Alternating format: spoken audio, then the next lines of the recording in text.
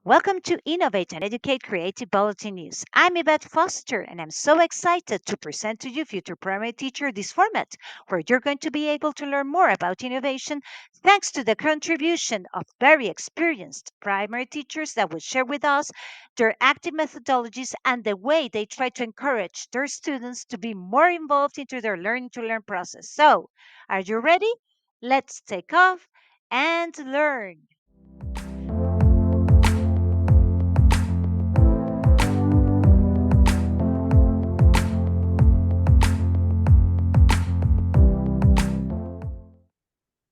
Welcome to Innovate and Educate Creative Bulletin News. In this 11th episode, we are going to learn about music.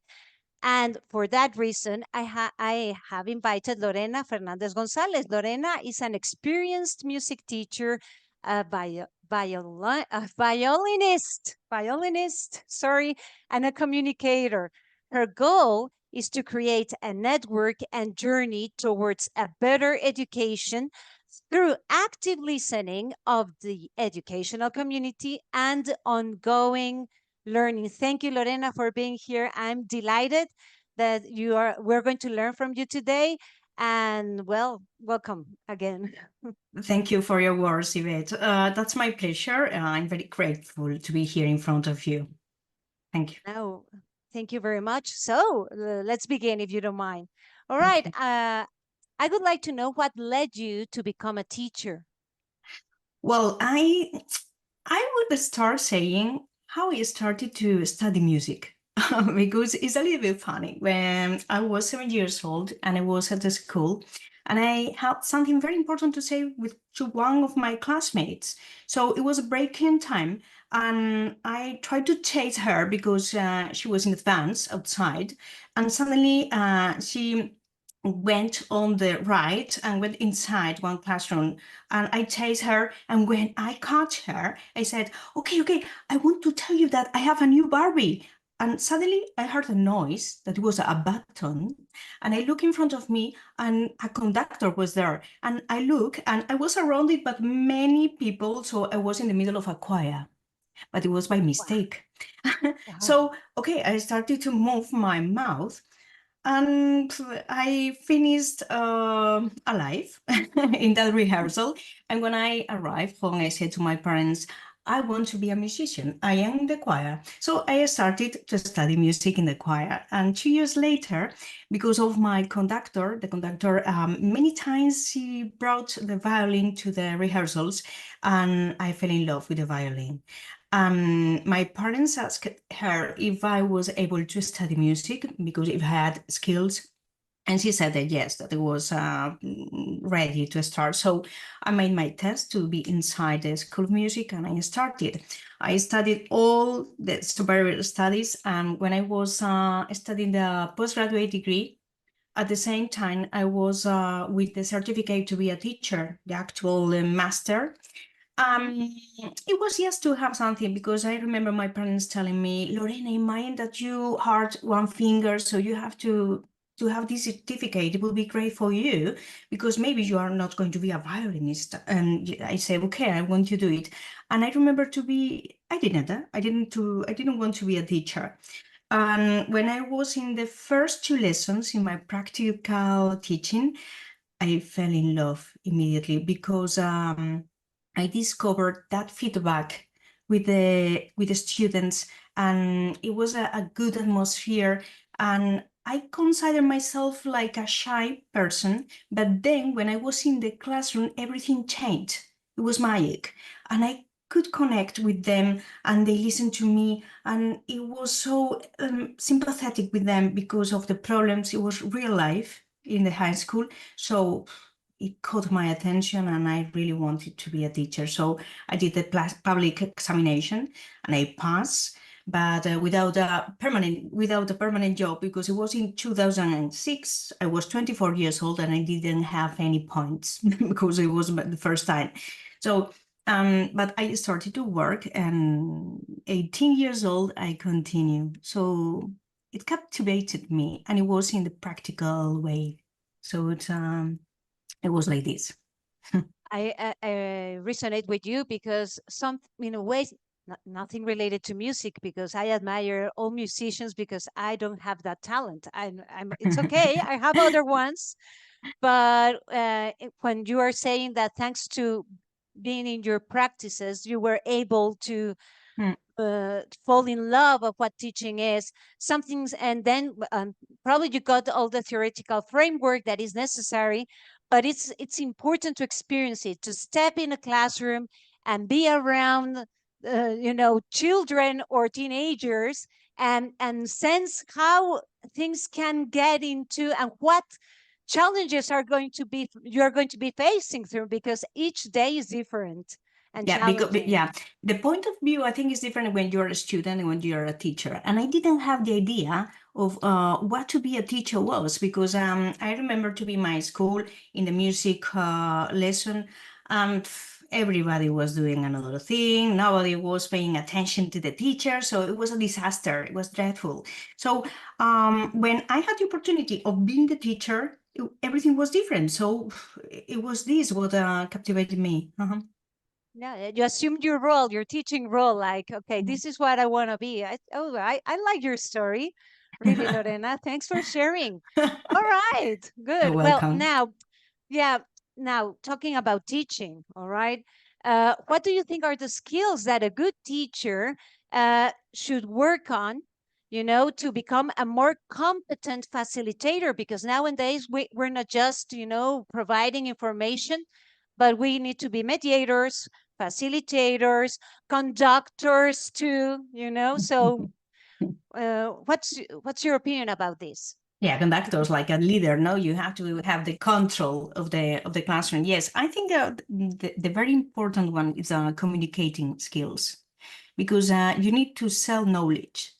And yes, and you need to sell it well. It's like the big company. So you are teaching, and you have to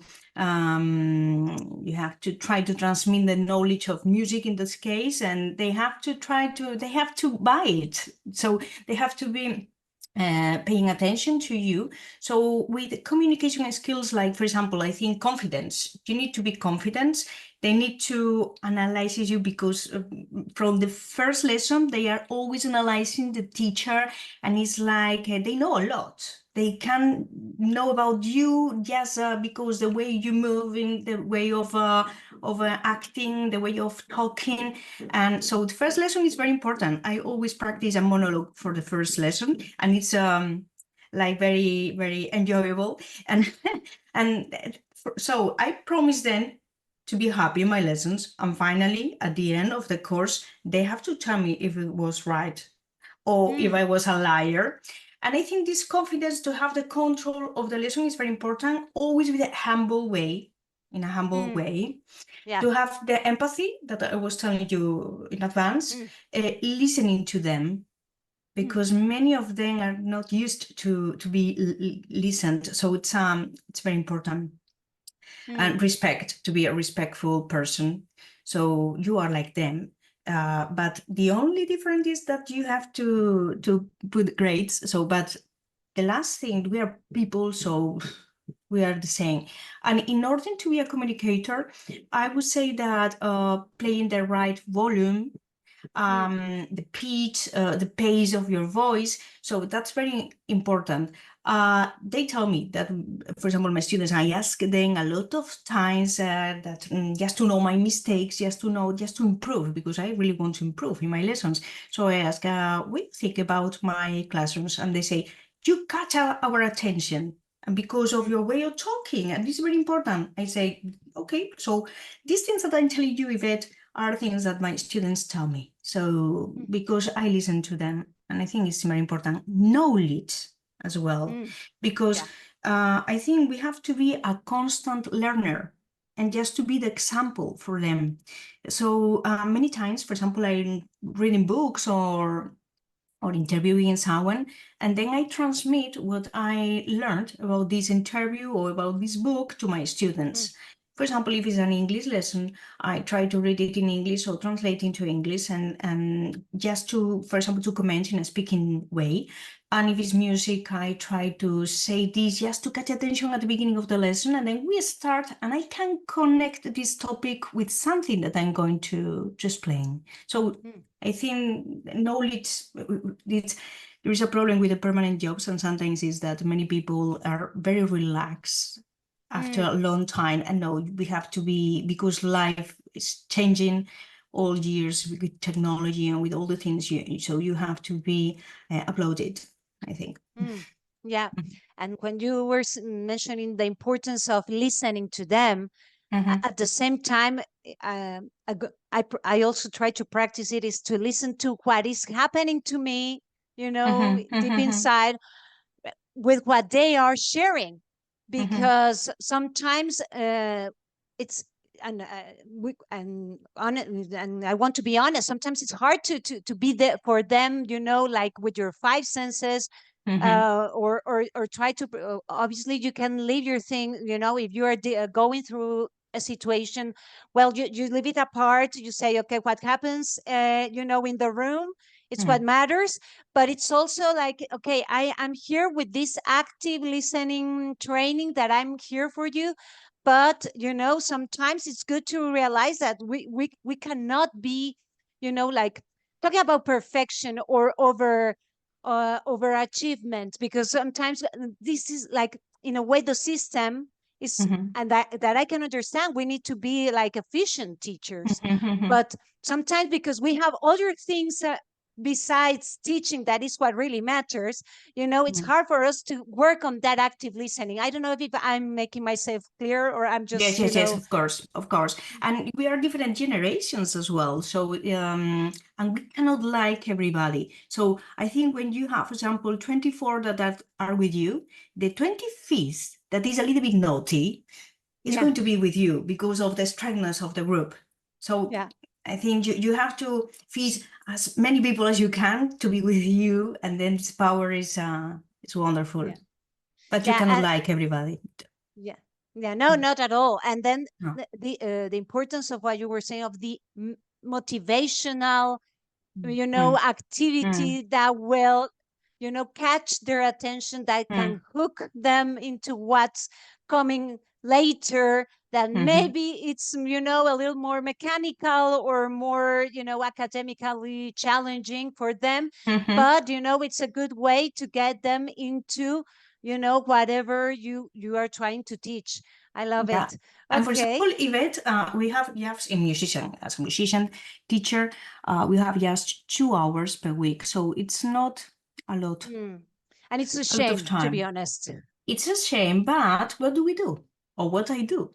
So I try always to prepare a concert with them. When do we have to make the rehearsals during the breaks? So I am with them many hours, because if I say, who wants to be with me to play this concert, and we are going to form this choir and this music, and I always prepare something that's going to catch them, for example, music that they like.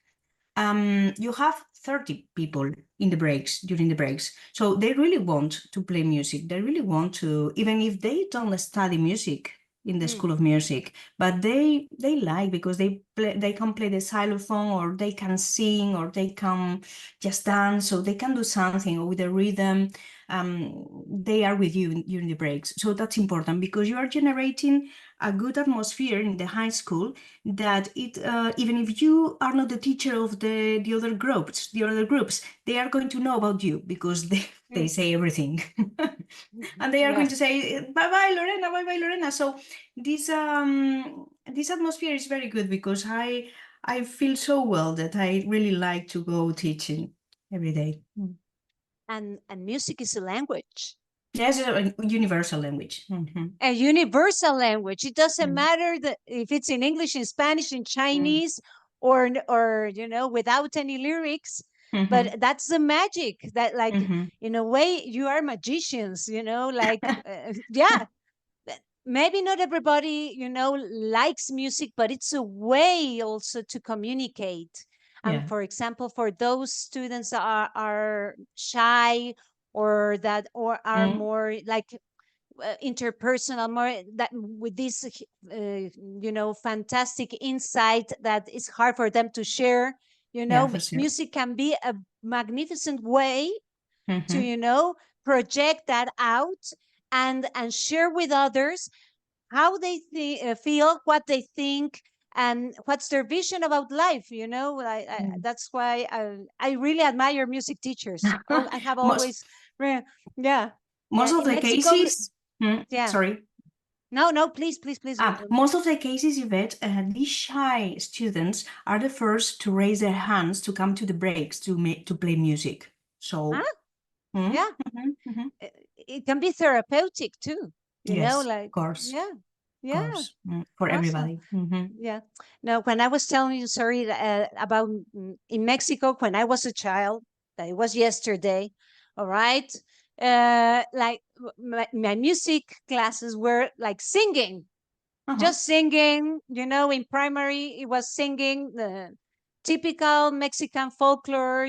Like from the kind or other songs, but it wasn't like here. At least in Spain, I see that the framework is more formal, that you get more into the different content that can let students that or those student children that are more up to this musical intelligence get an easier way to work on it, and to Yeah. learn Mm-hmm. from it.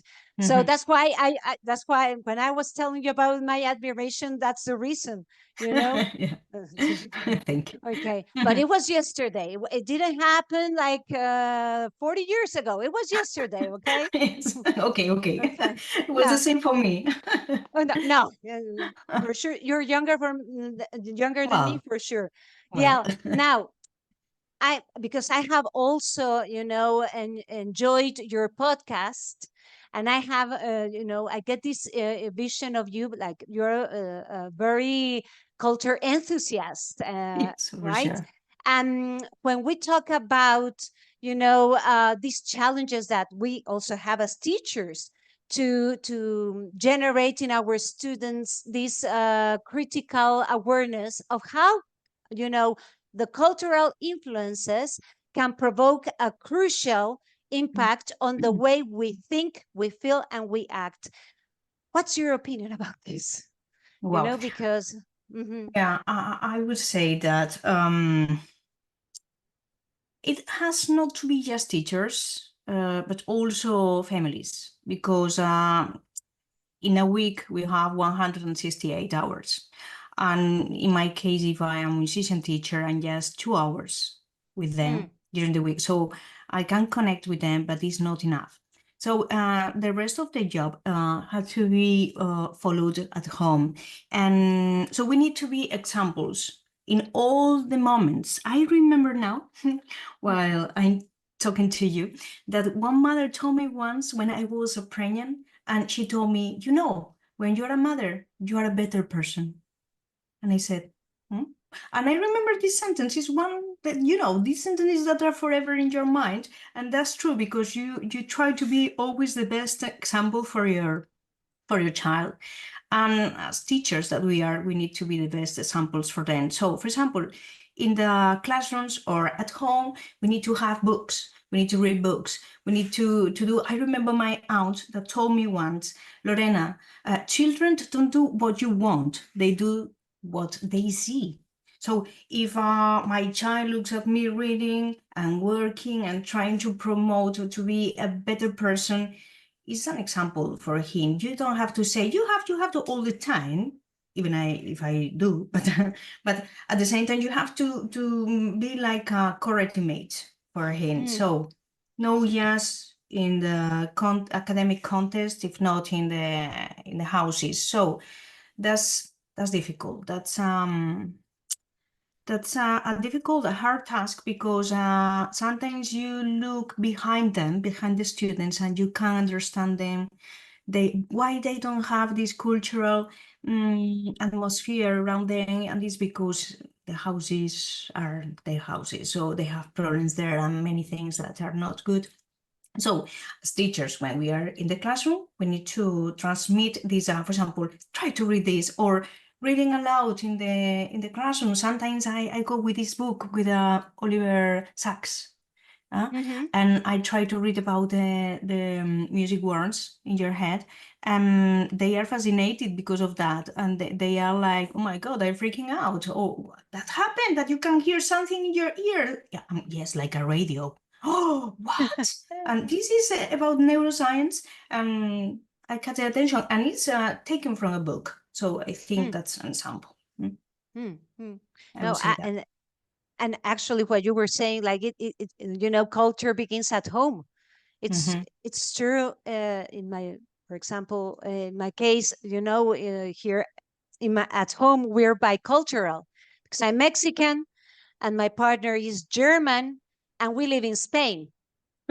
So Yeah. we have this, Mhm. a mixture of, influence, how to, encase in our daughter, our cultural influence, our backgrounds, Yeah, so for and sure. it's and throughout traditions and throughout, stories.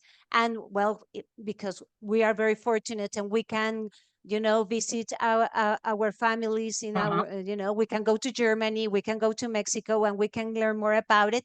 But it's also important, like, to just what, as you were saying, like reading is like, the for me, I consider the main tool for any learning process, Yeah, for sure. and I know that each child or each person has its his or her moment when Mm-hmm. they realize, okay, now I can't say that I like reading, that I can understand what I'm reading, but I need to train it too.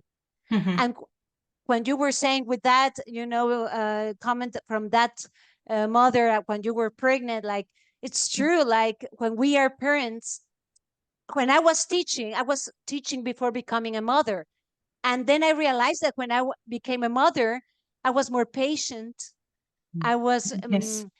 it was different. It was Yeah. different. Yeah. The way I was interacting with my students, and the way I could sense other things that were taking place, Yeah. in the room. So I understand what you mean about it.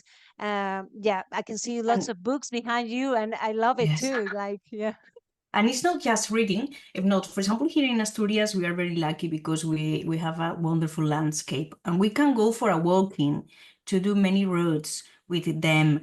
And for example, there are many about magic characters of the folk here in Asturias, and you can tell him or tell her whatever what's about this character, and you can tell a story, tell a tale, and it is wonderful. It's fantastic, and you are in the in the middle of the nature, Mm, and it's another how do we say?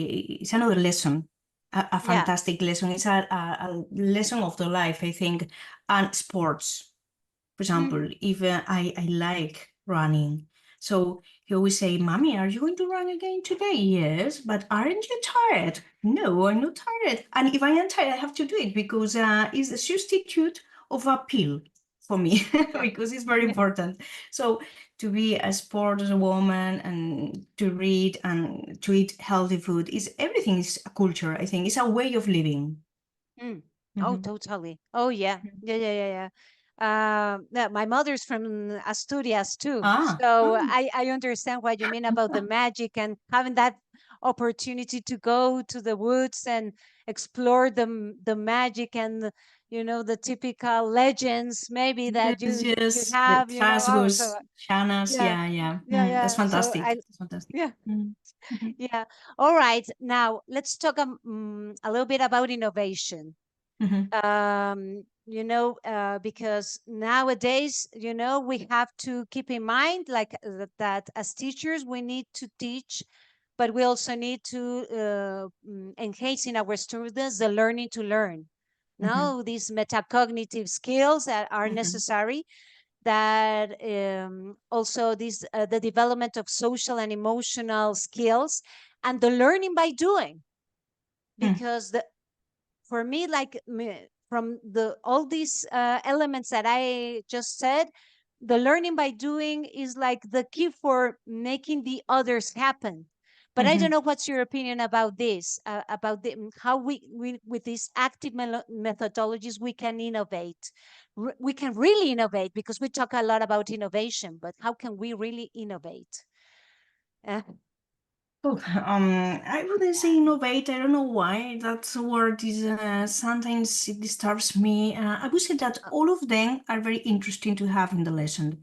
For example, talking about learning, you said learning by doing. Yeah, I think it's very important. As I'm telling all the time, we need to be examples. Imagine that our surgeon who is teaching at university doesn't operate. So it's not good because so as musician teacher, I think that it would be very enriching to be in an active professional way. So we need to continue being active, playing in orchestras or bands or whatever, because in that way we can invite our students to come to this concert, or we can comment what happened the other day with this concert. For example, there is a group here in Asturias that is called GAME, G-A-M-E, and it's the School Musical Entertainment Group, and it was founded in 1987. And it is a group of teachers, and they used every Friday to go to one school, and they give many workshops. For example, just dancing, to follow the rhythm, to play one instrument, or to prepare a choir, whatever. So they approach music to the students, and I think it's very, very interesting. So learning by doing, yes, in a practical way. I think many times music subject is it's a little bit tough because I love history. Yeah, I love history and telling them curiosities. I loved it, and I think it's necessary to know about history. But the practical way, you said that you sang in Mexico. Here we play the flute, and I detest the flute. I prefer to play another instruments and to make more things and to teach them how to compose in a rudimentary way. It's not that they are going to be Mozart in 1 second, but just to okay, I have these musical notes, and I can do these rhythms, and let's go. We are going to see how it sounds, and I play what they did. And I think is good. So learning by doing is important. To develop social and emotional skills, as you said, I think it's another important, is necessary, or is compulsory, because we need to have this empathy with the students. And students, as I said before, have a perfect analysis of you. So with empathy, they are going to respect you. So I think it's important to develop this social. For example, when I am a tutor, I'm worried about the results of the grades, but most of it, I always say to them, I don't want any teacher to come to say that you are naughty boys or naughty girls. No, the behavior has to be the first thing. And you are my student, so you are a part of me. If I am like this with you, you have to be with the best behavior, okay? Nobody has to come. So if you have any problem, tell me. I'm going to resolve it with you. And I'm going to listen. I'm going to be there for you all the time. I can be in the afternoon, wherever you want, because I think you need to be with them, because to be a tutor is it's very hard, because it's very hard. Yeah. yeah, I remember one case in one high school, and I brought all the problems to my house, and I was a little bit with a little depression because of this, because I love my students. They were like children, my children, you know. I really wanted to help them, and it's impossible to help them, all of them. So, but I tried. I remember that after 1 month, teachers told me in one of the meetings, they told me, okay, the poor, los provetinos, these children, they don't study. They don't study anything. The grades are very poor, very, very low, but the behavior is wonderful, Lorena. That's a very good job. So I think it's the most important, and they respect between them, among them, and they were from different countries, different cultures, and finally we did a very wonderful job among all the teachers. So I think it's important. And you say learning to learn. And I think it's one of the main tasks when you are a musician, because when you have to combine your studies in the morning, you have to go to the high school, and then in the afternoon you have to go to the school of music. There's a lot of Wow. time in an academic way. So you have to learn how to learn. That you have to do it as much as possible in the least time and with the best grades, the best results. So I had many keys to do it. I use these tutorials, or use the school guards to ask them, for example, what do you have? Do you have an exam? And I'm waiting for them to say yes, because I really want to help them to study. And say, okay, what do you have? If they tell me mathematics, well, it's not my my point, my strong point. But if they say, for example, history, okay, we are going to study. Give me one book. I'm going to read this page aloud, and then I'm going to close the book and I'm going to try to tell you, "Guys, that's impossible, teacher, there are a lot of words." Okay, I'm going to do it. And finally, I do it. And they say, "How can you?" I mean, okay, because it's concentration. And now I'm going to help you.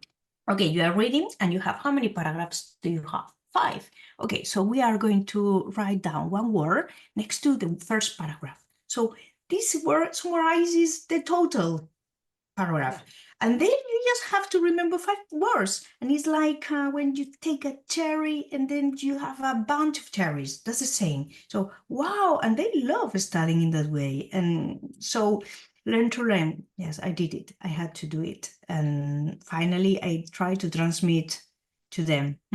Yeah, yeah, and it's like I like the way you are available for them. Even when you were a tutor, you Always. were available, you were Mhm, committed to that goal. And that, I know sometimes, because I was a tutor for more than 20 years, so I know when you're saying that you take your problems home, besides what's going on, in the daily routine with, with your family. And it's hard to separate, because you For get sure. so in love of them, you Mhm, want to help. And I also like how you, in a way, what you were as a tutor, you were defending more the process than the result. That is Yeah, also of very course. important. Mhm, Who cares about the result?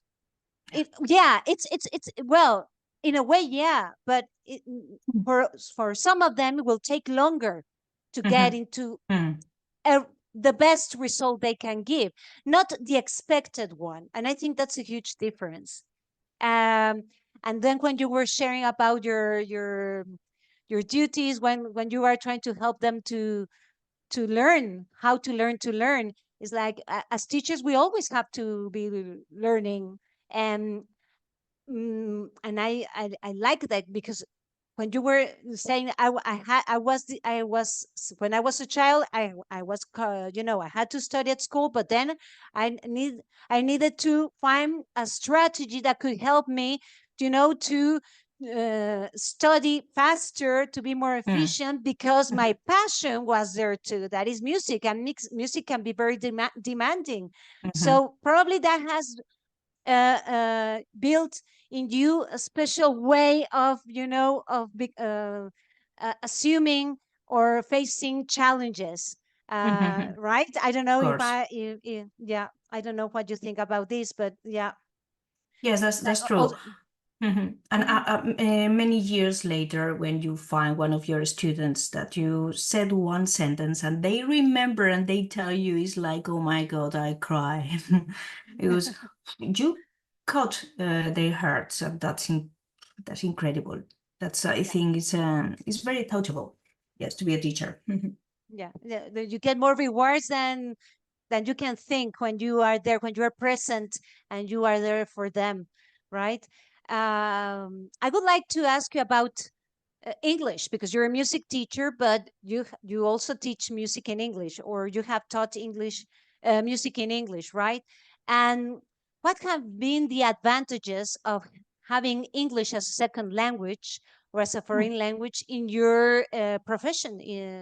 Because now that I'm teaching, future primary teachers that need to that they have chosen, the bilingual way of getting into the degree. and sometimes they don't feel that confident. I'm not a native speaker, and I don't care. I know that I'm going to make mistakes, but if I don't try, right? And that's why I always try to, to tell them and to encourage them to not to worry about me making mistakes, just to, let it go and flow and speak up and try. But in your own experience, how has English been an advantage in your teaching? Okay.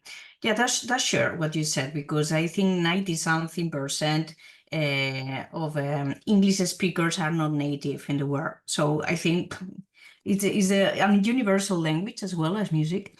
And first thing I would say is that it opens the field of reading, because when I was studying the master in innovation and research, I had to read a lot of articles, essays, and they are written in English. So it was one of the requirements to enroll in the master, but after that, if you want to learn more, that's necessary. So it's I think it's compulsory now. So reading is very important. Interviewing, because I had the opportunity when I was in Laser Radio, I had the opportunity of interviewing Gilsa Papp, one of the best violinists in the world. And I remember that I had CDs of music of him when I was a child, and I listened to him. And I remember to be in front of him just at the beginning of the interview, and getting gooseflesh now thinking about this. It was amazing because there was a connection, and it was thanks for English, because I'm to be a musician, and he opened and he started to say things that it was a very good interview, very interesting for a lot of musician students, because he said something that it's very is to have it over the table all the time. And I remember to interview Amin Sheikh. Amin Sheikh was a street Indian boy.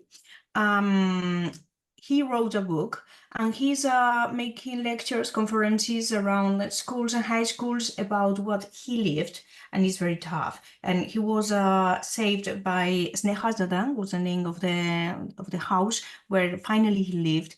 Now he's making a project between Barcelona and Bombay, and it's like a cafe where a lot of boys who could be living in the streets, they are working there, and they are trying to have a future in their lives. So it's good, and it was another opportunity to have. I think it's good because these experiences I can't tell to my students. These experiences. So experiences are, for example, in the orchestras, playing in the orchestras, all the conductors, many of the times are from abroad countries, and they speak in English. So that's another way of knowing how it helped me, that all this vocabulary I have already knew before studied English, because you had the practical well in the orchestras. For example, last year I was in Saudi Arabia, and I played 3 concerts with Armando Orbon, the guitarist, that is Julian Orbon's nephew. I remember to be there, and we were invited by the Spanish embassy in Riyadh. And the first concert, the ambassador, it was 5 minutes to start, and he told me, Lorena, can you present, because we don't have programs? Can you present the concert? And I said, okay. And there were a lot of ambassadors in front of me, and I said, okay, yeah. So you can present each play. Before playing it, you say the title and the composer. But I thought it was a little bit poor to say yes that. So I started to recover out of in the chronology of music, and just to have a little bit of contest about or around that composer, and just to try to do it much attractive. And the second concert, we were in Kuwait, and the next ambassador, Miguel Moro, had heard about my presentation, and he asked me, Lorena, can you present the concert? And I said, oh, okay, now I have time, because I made my studies. So now I have more notes to say. And it was wonderful. And I remember this ambassador told me, okay, you play the violin very good, but you are a very good communicator. Because I was in front a lot of ambassadors, and the third concert before it, we were to one school, international school in Bahrain. We had to speak about music and about the concerts, about us. And do you know, Yvette, how I started? I said, I'm here because of a mistake. And I'll tell the story about Barbie. And Good. and so they were listening to me like with these big eyes. And then I started to say something about different kinds of music. And we had to play a Sevillana. And I said, okay, in front of children, they are like very, very funny. I'm going to explain this. You catch the apple, you peel it, you eat, and you drop it. I said, well, and they love it. So they started to do this, try to dance. And then the person in charge of this activity tell me, Lorena, you have to do in the concert this evening. And I say, no way, Adriana, this is in front of ambassadors. I cannot do this to take the apple. Do it, they are going to love it. So 5 minutes before the concert, I asked to the ambassador and he told me, definitely do it. Yes, they're going to love it. And I did it. It's recorded, it's in YouTube, and I did it. Yes, Oh, yeah, and they love it. So this is okay. Sometimes, this kind of thing. So, for example, these experiences I can tell to my students. And do you know that I did this and on the stage, and then many ambassadors started to do this, and they say, "Wow, did you?" Yes. And for example, in another time, we played with the Queen Six, that were the Queen's singers in Windsor, and we were invited to go to, yes, we went in Windsor with the orchestra, no, just the four that we organized the orchestra, and we were the players and the conductor. We were in the New Year's Eve there in Windsor, and it was an incredible experience. And we played many concerts with them in England and here in Spain. And I remember one that is in YouTube that we played with them, and it was Spain versus England. And it was because there was the Global Cup, football, soccer Global Cup, and we were with the Spanish t-shirts, and the conductor was like a referee. We were playing Spanish music, and England was with the English music and singing, sorry, because it was the Queen Six. And we have like, it was like a match, a football match, the concert. Well, it was different. oh, So, for example, just to catch attention and to show the Spanish music, I use this. And all these experiences, Yvette, were in English. So, because I had to speak English. So, for me, to speak English is very important. Yeah, very important yeah. because, yeah, all the experiences and just to transmit to my students to catch attention. Yeah, so in a way, you enrich your life long your experiences thanks to having this fantastic language. It's like it opens, possibilities that unimaginable Yeah, possibilities. for sure, Yeah, for yeah. sure. Okay. Well, finally, Lorena, could you give an advice to these future teachers that, or teachers that are in practice but are not that motivated? What would be, if not an advice, a phrase, or a motivational phrase, or something that you would like to tell them in order that they can, feel like encouraged to move on and to try this magnificent profession? Wow. I'm going to make an example of my words. Today, while I was running, I was listening to Jordi Sierra y Fabra, and he said he was asking an interview just to say one advice for the future writers, and say I cannot say advice because people who give advices don't follow them, so I prefer to say rules. Okay, it will be never lose illusion and Mm. enthusiasm because and keep learning in an academic way, but not only in an academic way, if not with and about your students always. Um, I think the teacher I am is because of them, because I continue learning how to teach different things. Um, I remember when I started in one high school, I was 24 years old, And one teacher told me, oh, you are very happy. You will see it fades with the time. And I answered, no, my uncle and my aunt are teachers and they started a long time ago and they continue with the same illusion. I said that. And 18 years later, I can say that I continue with like my aunt and my uncle. So I think it's a question of as you are in this way, so you have to continue, no?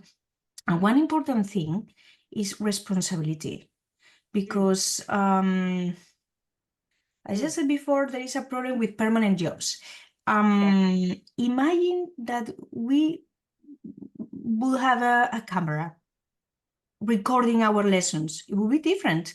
Many times I have a teacher that is supporting one of the students because he or she is with problems.